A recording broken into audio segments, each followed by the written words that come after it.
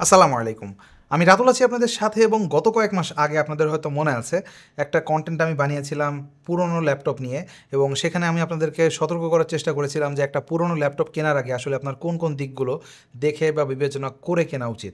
তো আজকের ভিডিওটা ঠিক তার অপোজিট, কারণ আজকে আমরা শেয়ার করব কেন আপনার পুরনো ল্যাপটপ কেনা উচিত হবে না। তো আর দেরি না করে চলুন শুরু করা যাক।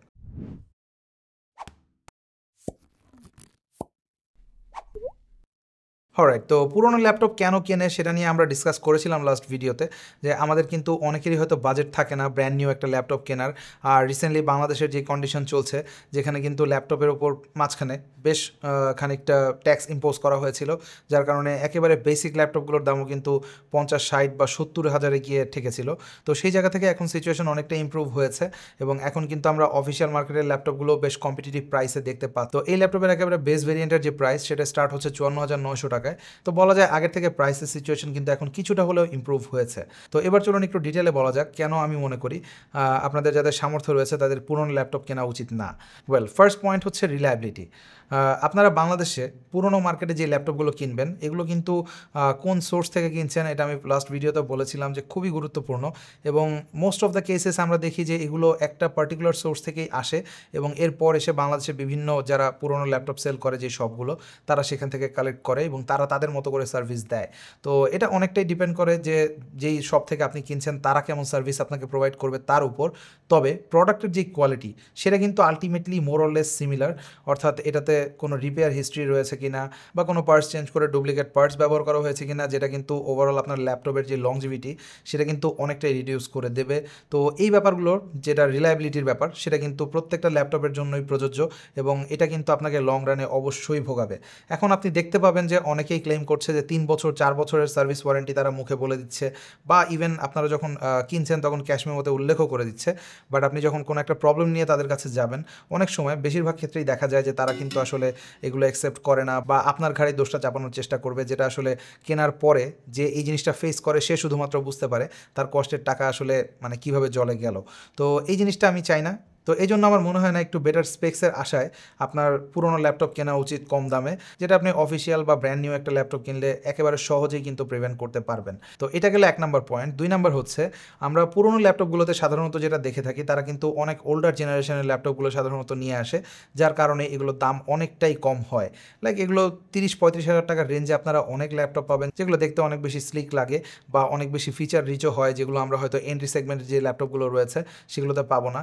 বাট এগুলোর যে প্রসেসর সেগুলো কিন্তু অনেক ওল্ডার জেনারেশনের, লাইক 6 জেনারেশন 7 জেনারেশন, যেটাতে কিন্তু এফিসিয়েন্সি থেকে শুরু করে ওভারঅল পারফরমেন্সে আপনি একটা বড় পেনাল্টি খাবেন। অন্যদিকে আপনি অফিসিয়াল ল্যাপটপগুলো যদি কেনেন সেক্ষেত্রে দেখবেন যে অ্যাটলিস্ট 11 জেন থেকে কিন্তু শুরু হয় এবং 13-14 জেন পর্যন্ত আপনারা অ্যাভেলেবল পাবেন।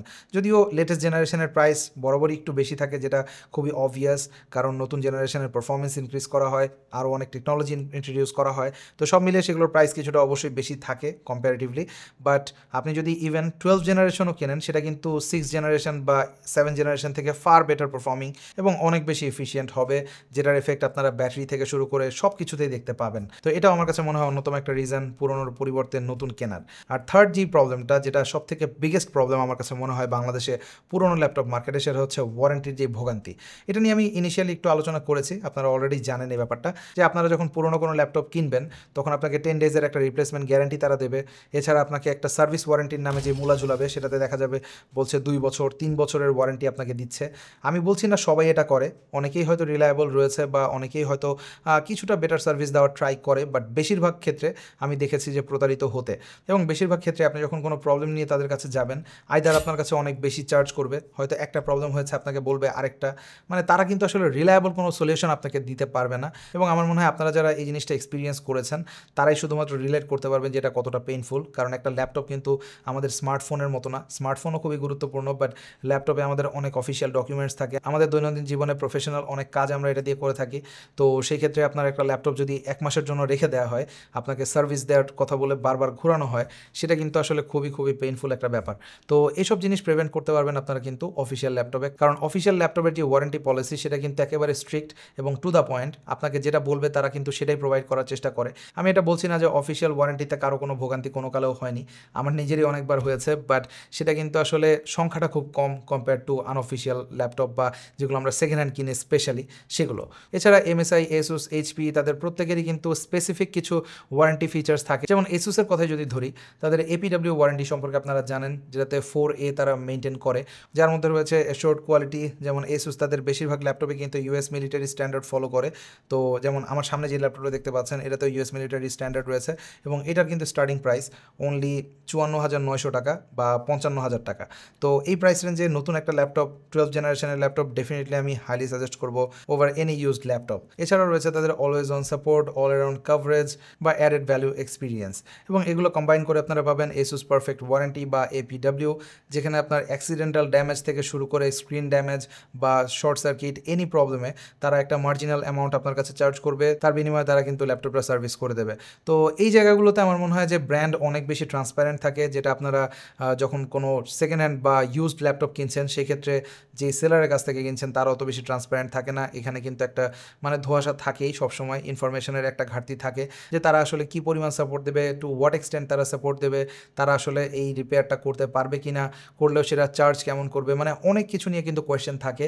যেখানে আপনারা যদি অফিসিয়াল কোনো একটা ল্যাপটপ কেনেন সেগুলোতে সেটা যেই ব্র্যান্ডই হোক, এসুস বলেন, এইচপি বলেন, এমএসআই বলেন, লিনোভো বলেন, প্রত্যেকটাতেই কিন্তু আপনার একটা ট্রান্সপারেন্ট ওয়ারেন্টি সাপোর্ট পাবেন। তো এটা আমার মনে হয় সবথেকে গুরুত্বপূর্ণ যে কোনো টেক প্রোডাক্টের ক্ষেত্রে, নট অনলি ল্যাপটপ। তো এসব বিবেচনায় আমার রিকমেন্ডেশন অলওয়েজই থাকবে, আপনারা যদি একটু প্রাইস বাড়িয়ে যদি আপনাকে অফিসিয়াল কোনো ল্যাপটপও কিনতে হয়, I think you should go for that. যদিও ফাইনাল ডিসিশন অ্যাজ অলওয়েজ আপনাদেরই। তো এই ভিডিওটা যদি আপনাদের কাছে ইনফরমেটিভ লেগে থাকে বা আপনারা এই ধরনের ভিডিও আরও বেশি দেখতে চান, সেক্ষেত্রে অবশ্যই কমেন্ট সেকশনে আমাকে জানাতে পারেন। দেখা হবে পরবর্তী কোনো ভিডিওতে। সে পর্যন্ত সবাই অনেক অনেক ভালো থাকবেন, সুস্থ থাকবেন। আল্লাহ হাফেজ।